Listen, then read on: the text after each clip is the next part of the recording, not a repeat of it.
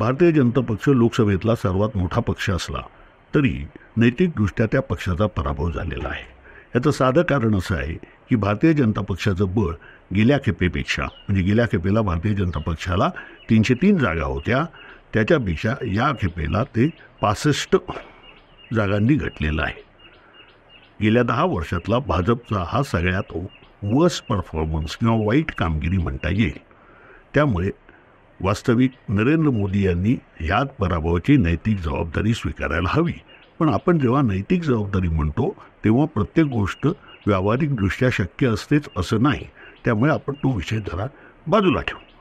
मी आज चर्चा करणार आहे, म्हणजे एका बाजूला इंडिया आघाडीला चकवलंय बिहार राज्याने की तिकडे त्यांना मोठी अपेक्षा होती विजयाची, पण तिकडे त्यांना फक्त 9 सीट मिळाल्या. आणि पश्चिम बंगालमध्ये भाजपला विजयाची, म्हणजे मोठ्या विजयाची अपेक्षा होती, परंतु तिकडे त्यांच्या 8 जागा कमी झाल्या.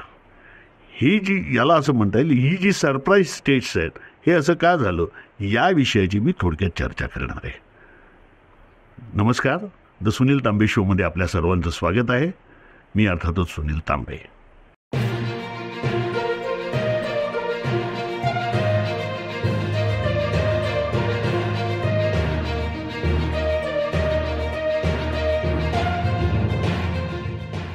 पण आधी बिहारची चर्चा करूया.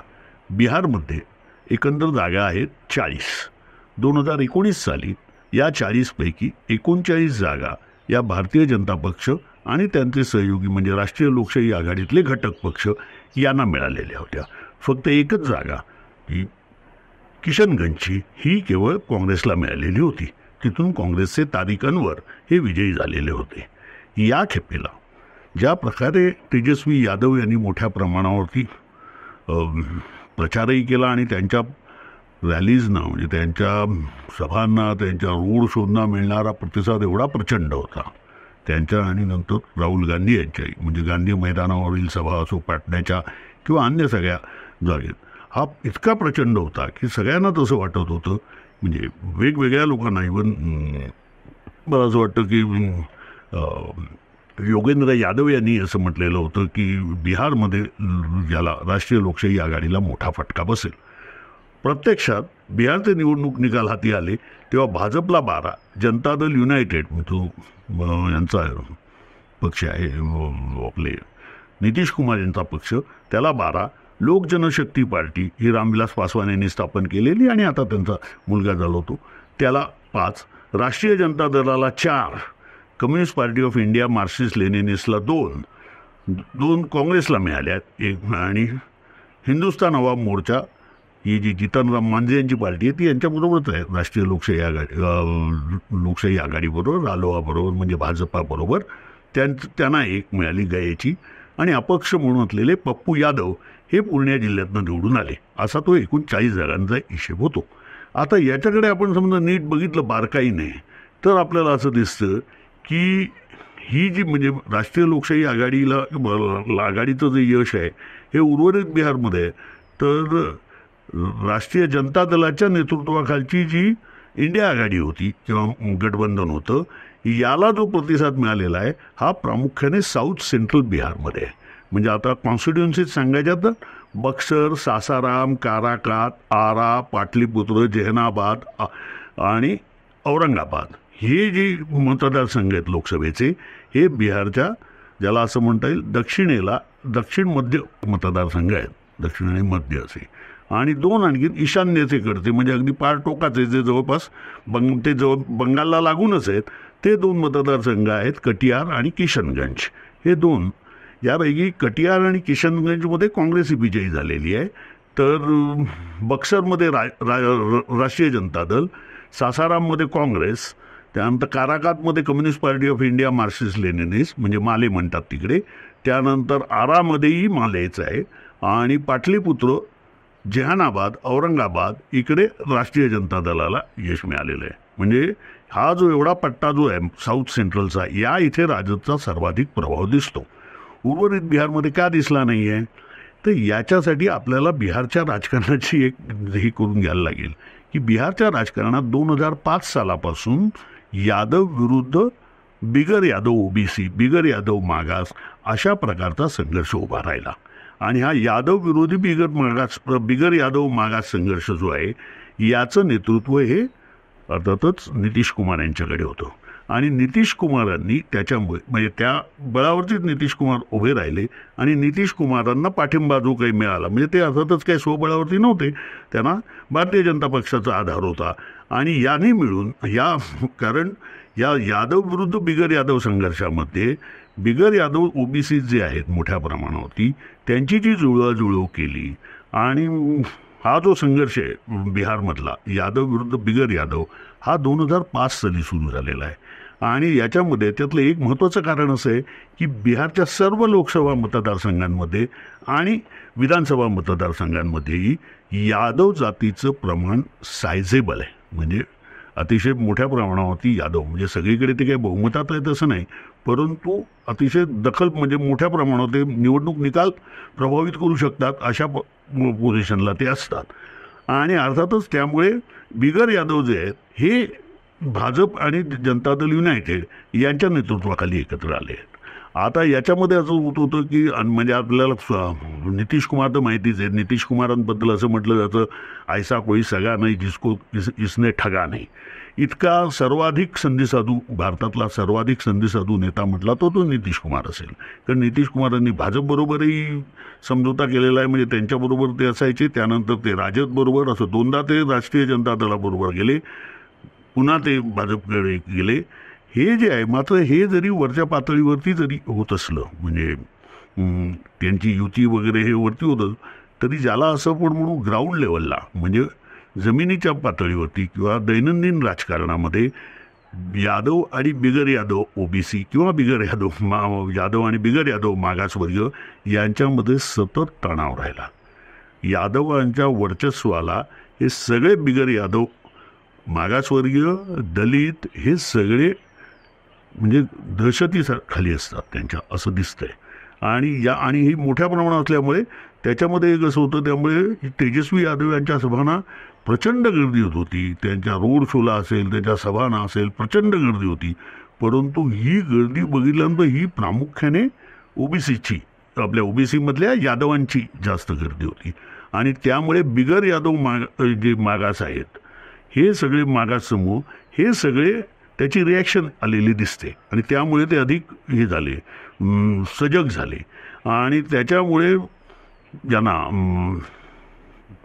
आपले नितीश कुमार यांना जे यश मिळालेलं दिसतंय ते त्यामुळे मिळालेलं दिसतंय. नितीश कुमार त्यानंतर पासवान यांची लोकजनशक्ती पार्टी किंवा आणि अर्थातच भारतीय जनता पक्ष याच्यामध्ये हे झालेलं दिसतं. मात्र हा जो साऊथ सेंट्रल बिहारचा जो भाग आहे जिकडे हे सगळे आरा जहानाबाद औरंगाबाद त्यानंतर बक्सर हे जे जिल्हे आहेत किंवा सासाराम इकडे मात्र इंडिया गठबंधन किंवा इंडिया आघाडीची अशी एक म्हणजे तिकडचं जातीचं समीकरण असं आहे की इकडे यादव मुस्लिम दलित हे यांचं गठबंधन अशा पोझिशनला आहे की ते विनिंग पोझिशनला असतं. त्यामुळे इकडे त्यांना यश मिळालेलं आहे, अन्यत्र त्यांना यश मिळालेलं नाही. मार्क्सवादी लेनिनवादी जे गट आहेत ज्यांना 2 जागा जागा आहेत त्यांचीही भिस्त प्रामुख्याने यादव म्हणजे राष्ट्रीय जनता दलाच्या मतांवरतीच होती म्हणून ते निवडून आलेले आहेत. त्यामुळे हे बिहारचं हे जातीचं राजकारण लक्षात नाही घेतलं तर बिहारच्या या निकालांचा अर्थ लागत नाही. आणि तेजस्वी यादव हे जरी तरुण असले आणि त्यांना काही वेगळ्या प्रकारचं राजकारण करायचं असलं आणि त्यांनी खरोखर बिहारमधल्या बेकारीचा प्रश्न ते जेव्हा अल्पकाळ उपमुख्यमंत्री होते तेव्हा काही लाख तर बेकारांना नोकऱ्या देऊन तो सोडवण्याचा प्रयत्न केलेला होता. या प्रकारची व्हिजन त्यांच्याकडे आहे, ते केवळ तक्रार करणारे नाहीत. असं असलं तरी आजही त्यांच्याकडे यादवांचा नेता म्हणूनच पाहिलं जातं. त्यांनी आत्ता म्हणजे या अलायन्समध्ये इंडिया आघाडीमध्ये म्हणजे एक तर काँग्रेस राष्ट्रीय जनता दल कम्युनिस्टही होते आणि त्याबरोबर एक होते मुकेश सहनी म्हणजे विकासशील इन्सान पार्टी या पक्षाचे ते संस्थापक आहेत. मुकेश सहनी हा तिकडे प्रामुख्याने निषाद किंवा मच्छीमारांचा जो मोठा वर्ग आहे याचं ते प्रतिनिधित्व करतात. परंतु प्रत्यक्षात मुकेश सहनी यांची काही फार ताकद नाही आहे आणि त्यांना घेऊन ते फार काही मोठा बदल घडवू शकतात त्याच्यामध्ये असं नाही आहे. पण एक म्हणून म्हटलं हे बघण्यासारखं आहे की या सगळ्या म्हणजे निषादांचा जो काही समूह आहे हा पुन्हा अति मागास वर्गातच मोडला जाणार आहे. म्हणजे अतिशय मागास म्हणता येतील असे ते हे आहेत, कारण त्यांच्याकडे एकतर जमीन नसते, कोळ्यांकडे या जमीन नाही आहे, त्यांची कोणत्याही पाणवठ्यावरती मालकी नाही आहे. म्हणजे नदी असेल किंवा तलाव असेल किंवा आणखीन म्हणजे ते पोखर बिखर जे असतात त्याच्यावरती यांची काही मालकी नसते. आणि अर्थातच याच्यामध्ये पण बरीच घट होताना दिसते या मत्स्यमारांमध्ये, माशांच्या संख्येतही. याची कारणं अनेक आहेत. प्रामुख्याने त्याला म्हणजे गंगेमधलंच माशांचं प्रमाण कमी होत चाललेलं आहे आणि त्यामुळे त्यांची स्थिती अतिशय खडतर आहे. अनेक निषाद जे आहेत ते आपलं चंबू गावाला आवरून म्हणजे गाव सोडून इकडे दुसरीकडे नशीब काढायला जात आहेत किंवा जगण्यासाठी जात आहेत. मुद्दाच आहे. परंतु हे जे मुकेश सहनी आहेत, म्हणजे समाज खूपच मागासलेला आहे, पण त्या मुकेश सहनींचं असं त्या समाजामध्ये फार मोठं वजन नाही आहे. आणि त्यामुळे हे जरी यादवांबरोबर म्हणजे राष्ट्रीय जनता दलाबरोबर किंवा इंडिया आघाडीबरोबर आले तरीही जो बिगर यादव मागास समूह जे आहेत आणि त्यातही अतिशय ज्याला असं म्हणतात बिहारमध्ये महादलित समूह आहे, यांना काही फारसं म्हणजे हे काही त्यांच्याकडे आकर्षित होत नाहीत. अशी ती यादवांची म्हणजे राष्ट्रीय जनता दलाची अशा प्रकारची कोंडी झालेली आहे. त्यामुळे राष्ट्रीय जनता दल जरी विधानसभेमध्ये सर्वात मोठा पक्ष होऊ शकला तरीही त्याला सत्ता स्थापन करणं अवघड जातं. याचं कारणच हे आहे की म्हणून त्यांना कोणाचा तरी आधार लागतो आणि तो जेव्हा नितीश कुमार यांचा असेल तर ते सगळ्या मागासवर्गीयांचं म्हणून होतं. दुसरीकडे असं आहे की भारतीय जनता पक्ष हा जरी भूमियार, ब्राह्मण, राजपूत आणि कायस्थ या 4 प्रमुख उच्च जातींचा, उच्च वर्गीयांचा पक्ष असला तरी पण तो इकडे म्हणजे त्याचाही सरकार मोठ्या प्रमाणावरती त्यांचं ओबीसीजमध्ये किंवा मागासवर्गीयांमध्ये त्यांनी स्थान मिळवलेलं आहे. म्हणजे उदाहरण द्यायचं तर सम्राट चौधरी हे जे आहेत भाजपचे प्रदेशाध्यक्ष बिहारचे, हे कुशवाहा आहेत आणि ते आता डेप्युटी CM म्हणजे उपमुख्यमंत्री आहेत नितीश कुमार यांच्या मंत्रिमंडळामध्ये. ही जे बिहारचं जातीचं गणित आहे त्यामुळे खरं तर यांच्या पुढचं आव्हान असं आहे कोणाच्या तेजस्वी यादव यांच्या पुढचं की त्यांना आता एक डेमोक्रेटिक लीडर म्हणून पुढे यावं लागेल आणि त्या प्रकारची एक आपली इमेज घडवावी लागेल. म्हणजे आत्ता त्यांनी जो कोणता प्रचार केलेला आहे त्यामुळे ते बिहारच्या कानाकोपऱ्यात पोचलेले आहेत. त्यांच्याबद्दल म्हणजे तरीही आज ते यादवांचे नेते समजले जातात.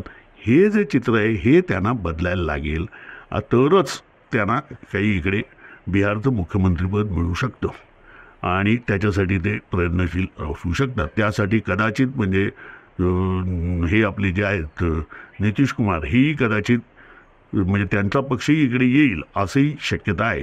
अशी एक शक्यता बोलली जात होती. म्हणजे अगदी प्रणवरावच्या कार्यक्रमात तर यांनी तर तेजस्वी यादवने सरळच सांगितलेलं होतं की जनता दल युनायटेड आता संपेल, म्हणजे आम्हाला जनता दल युनायटेडचं सगळं जो सामाजिक आधार आहे तो आमच्याकडे येईल अशी त्यांची अपेक्षा होती तेजस्वी यादव यांची.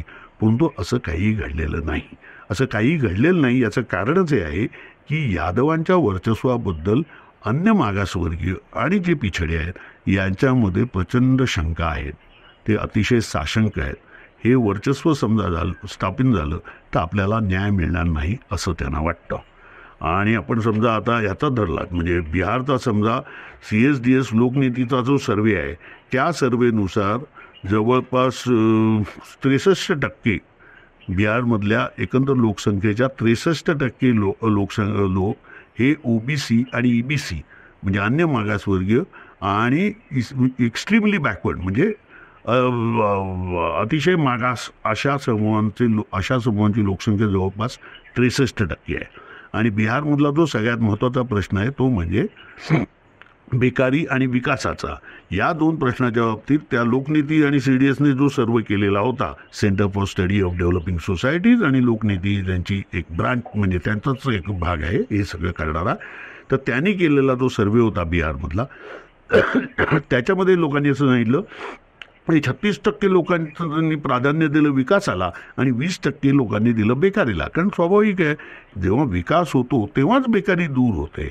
विकास झाल्याशिवाय म्हणजे तिकडे मोठ्या प्रमाणावर भांडवल गुंतवणूक झाली नाही, तिकडे उद्योग आले नाहीत तर विकास होण्याची शक्यता नसते. हे सामान्य लोकांनाही कळतं आणि नेमकं तेच तिकडे घडलेलं दिसतं. असं आपण त्या ह्यांचा लोकनीती म्हणजे ही सगळ्यात क्रेडिबल आणि अतिशय विश्वासार्ह संस्था आहे.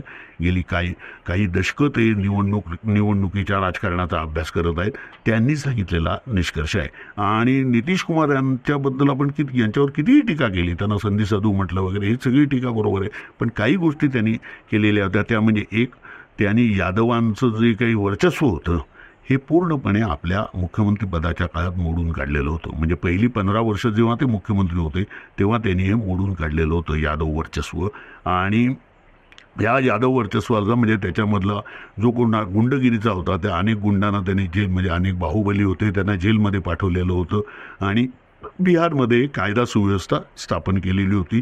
दुसरी गोष्ट म्हणजे त्यांनी ज्या अनेक लोककल्याणकारी ह्या आणल्या योजना आणल्या त्याच्यामध्ये महिलांना, विशेषतः महिला बचत गटांना मोठ्या प्रमाणावर हे होतं, स्थान होतं. आणि त्यामुळे महिलांचं एक मोठ्या प्रमाणावर त्यांना मतदान होत होतं.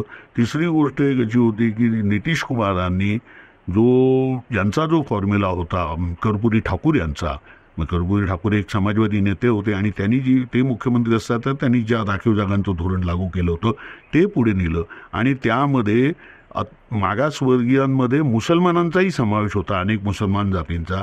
आणि दुसरी गोष्ट म्हणजे त्याने हे केलं म्हणजे ज्या अतिमागास जाती आहेत ज्याला महादलित म्हणतात यांनाही रिझर्वेशनमध्ये किंवा राखीव जागांमध्ये कसं सामावून घेता येईल याच्यासाठी विशेष वर्ग तयार करणं वगैरे हे त्यांनी केलं.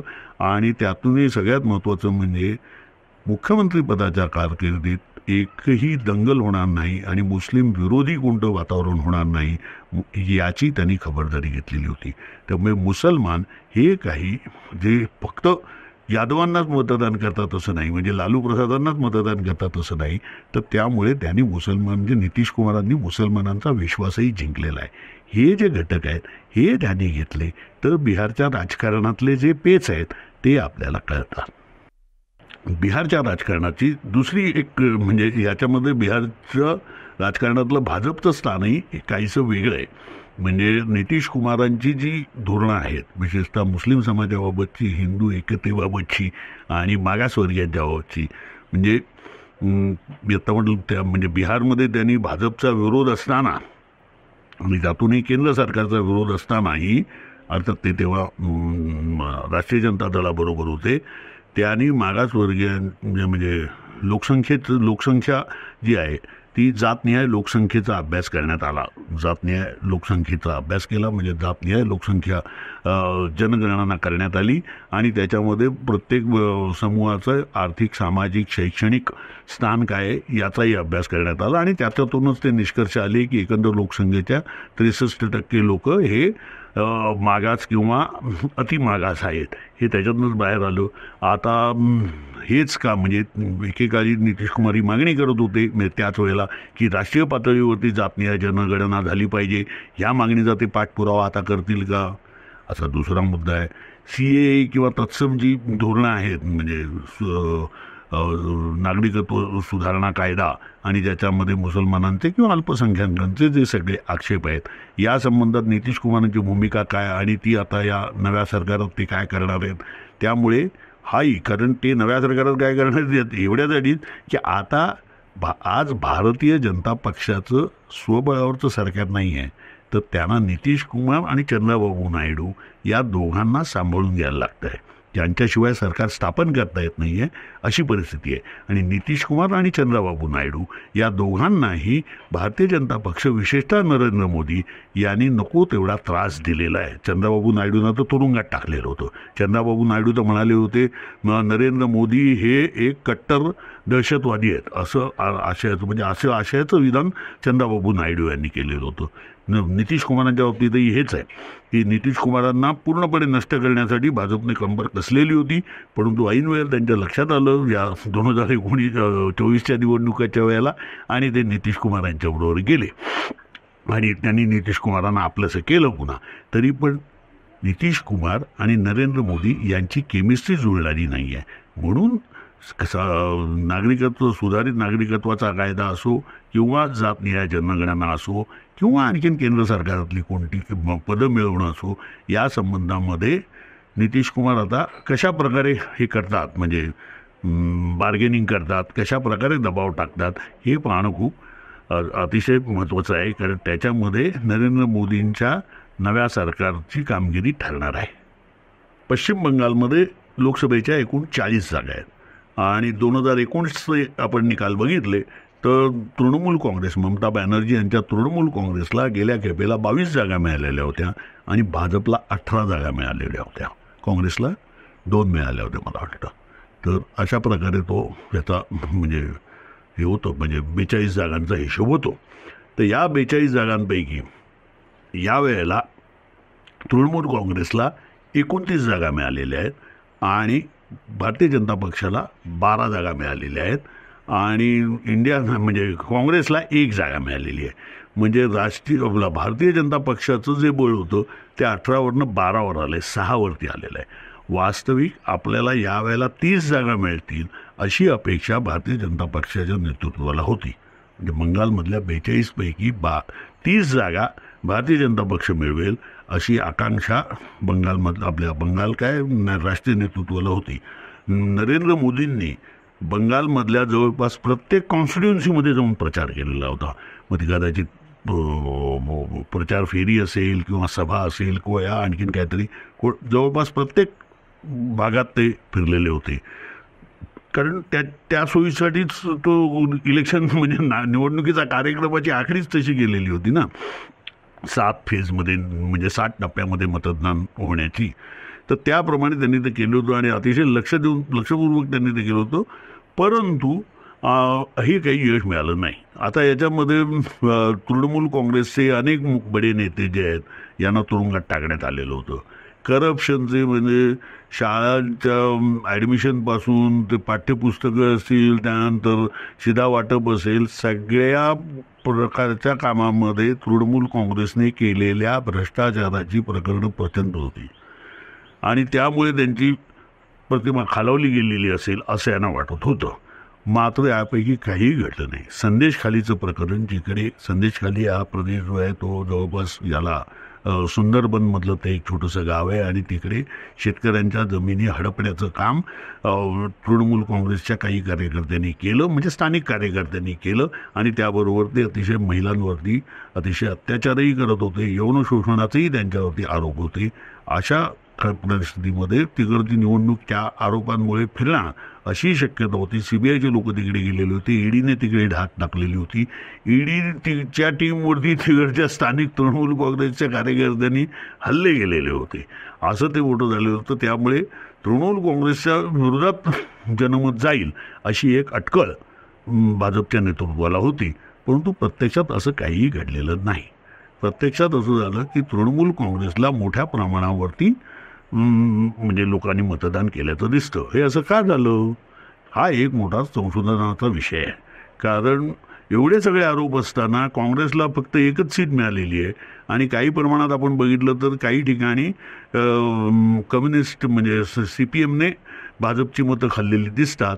परंतु मोठ्या प्रमाणावरती तृणमूल काँग्रेसचंच वर्चस्व पश्चिम बंगालमध्ये दिसून येतं आणि आता ते ध्रुवीकरणच झालेलं आहे. एकदम तृणमूल काँग्रेस किंवा भाजप आणि या दोनमध्ये कोणत्याही पक्षाला तिकडे स्थान नाही आहे. म्हणजे कम्युनिस्टांनी एकेकाळी 17-18 वर्ष तिकडे 20 वर्ष राज्य केलेलं होतं, परंतु त्यांना आता 1 सीट मिळणंही अवघड झालेलं आहे आणि काँग्रेसला फक्त 1च म्हणजे दक्षिण मालडाची 1 सीट मिळालेली आहे आणि बाकी सगळे. आता तो जर का आपण बघितलं म्हणजे त्याच्यामध्ये 2 बंगालच्या राजकारणामध्ये असे सरळ 2 प्रदेश आहेत.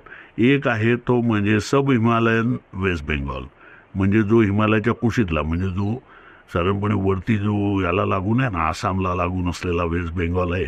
आसाम आणि बिहारला चिकटून असलेला जो वेस्ट बेंगॉल आहे हा सब हिमालयन वेस्ट बेंगॉल आहे. आणि तिकडे बंगाल्यांपेक्षाही म्हणजे तिकडे गुरखा आहेत, त्यानंतर अन्य इतर समूहही आहेत आणि बांगलादेशी अर्थातच सगळीकडेच आहेत.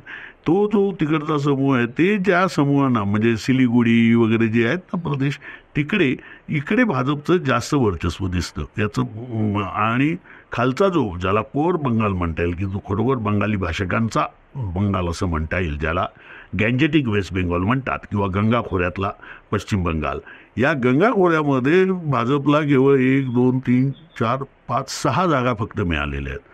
म्हणजे त्यांच्या ज्या काही 18 जागा आहे, आपल्या 12 जागा आहेत, त्याच्यापैकी 6 जागा या खालच्या भागात आहेत आणि तिकडे सगळीकडे तृणमूल काँग्रेसने अक्षरशः झाडू मारलेला आहे. आता हे कसं झालं तर याची 2-3 कारणं आहेत. एक म्हणजे ज्या प्रकारे हिंदुत्वाचा पुरस्कार उत्तर भारतात केला जातो तसा पश्चिम बंगालमध्ये करता येत नाही. कारण पश्चिम बंगालमध्ये हिंदू आणि मुसलमान यांची भाषा एकच आहे आणि ती आहे बंगाली. ते बंगालीतच बोलतात आणि ती भाषेच्या संस्कृतीमुळे हिंदू आणि मुसलमान यांच्यामध्ये संस्कृतीमध्ये फार मोठं अंतर नाही आहे. त्यांचे कपडे वगैरे हे सगळं तसंच असतं. ते काही हिंदीत बोलत नसतात, उर्दूत बोलत नसतात, ते बंगालीतच बोलत असतात, बंगालीतच लिखाण करत असतात, त्यांचं साहित्यही बंगालीतच असतं. त्यामुळे हा जो एक मोठा भाषेचा जो आहे हा इकडे मोठा आहे आणि त्यामुळे तिकडे ज्या प्रकारचं म्हणजे ज्याला आपण म्हणू म्हणजे नॅरेशन वगैरे म्हणणं चुकीचं आहे, कारण भाजप म्हणजे शिवीगाळ्याच असते आणि अतिशय विखारी प्रचार असतो तो. अशा प्रकारचं धर्माभिमानाचं राजकारण हे पश्चिम बंगालमध्ये करणं अवघड होऊन बसतं.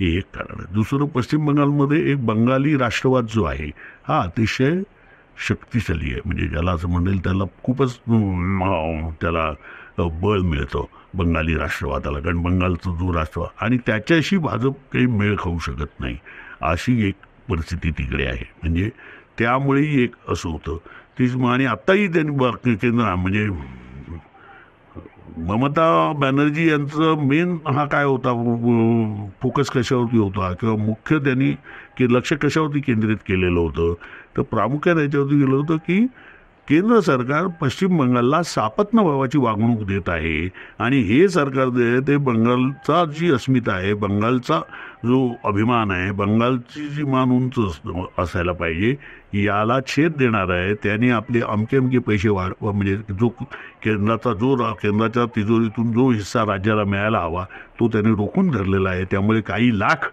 म्हणजे मनरेगावरती महात्मा गांधी रोजगार योजना जी आहे याच्यावरती काम करणारे जे कामगार आहेत, मजूर आहेत, त्यांना आम्हाला पैसे देता आलेले नाहीत आणि काही महिने ते केंद्राने पैसे अडकवून ठेवलेले आहेत. तसंच इतर बाबतीतही केलेलं आहे. याच्यावरती ममता बॅनर्जी यांचा अधिक जोर होता या मुद्द्यांवरती आणि त्याला लोकांनी भरभरून प्रतिसाद दिलेला दिसतो.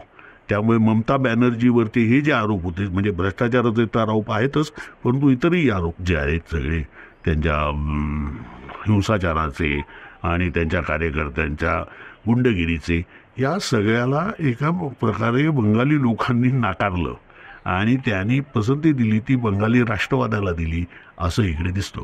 कारण हा जो उत्तर भारतातला किंवा यांचा जो हिंदुत्ववाद आहे आणि यांचं जे राजकारण आहे ते आम्हाला पसंत नाही अशा प्रकारचा निकाल बंगालच्या लोकांनी दिलेला दिसतो. आणि म्हणून ममता बॅनर्जींनी त्याच्यामुळेच आत्ता ही मागणी केली ना की नरेंद्र मोदींनी खरं तर नैतिक जबाबदारी स्वीकारून राजीनामा द्यायला पाहिजे अशी मागणी या प्रेस कॉन्फरन्स घेऊन यांनी केली ममता बॅनर्जींनी. ती या कारणामुळेच केलेली आहे कारण त्यांना सगळ्याधिक भीती ही. आणि ममता बॅनर्जी आता किती 40 वर्ष राजकारणात आहेत आणि वेगवेगळ्या 10 तरी त्यांनी म्हणजे वेगवेगळ्या या लोकसभा निवडणुका लढलेल्या आहेत. काँग्रेसमध्ये असताना काँग्रेसमधनं बाहेर पडून काँग्रेसच्या विरोधात कम्युनिस्टांच्या विरोधात तर त्यांनी रानच पेटवलेलं होतं आणि आता त्या भाजपच्या विरोधात लढत आहेत आणि त्यांना एक मोठ्या प्रमाणावरती पाठिंबाही मिळताना दिसतोय. त्यामुळे भाजप इथे काय अयशस्वी झाला तर प्रामुख्याने भाजपची जी उत्तर भारतातली किंवा आता बंगालमधले लोक म्हणतात पश्चिम भारतातली जी विचारधारा आहे तिला इकडे काही फारसं स्थान मिळू शकत नाही.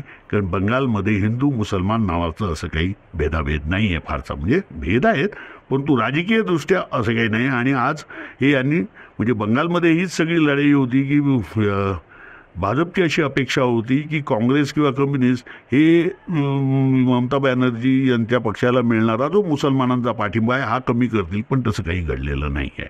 तसंच निदान दिसत तरी नाही या निवडणूक निकालांवरनं असं दिसतं.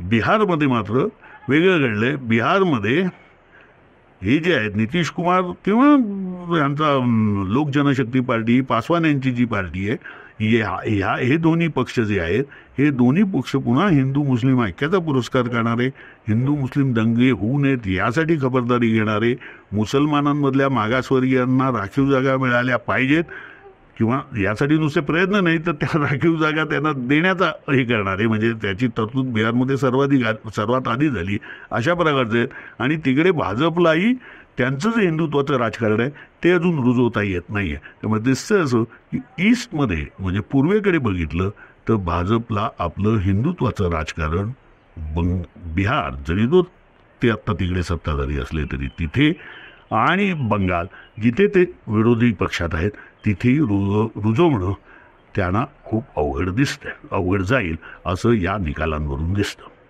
नमस्कार. हा कार्यक्रम आपल्याला कसा वाटला हे कमेंट बॉक्समध्ये अवश्य नोंदवा. हिंदी जर्नल हा चॅनल शेअर करा, सबस्क्राईब करा आणि स्वतंत्र पत्रकारितेला उदार हस्ते आर्थिक सहाय्यही करा.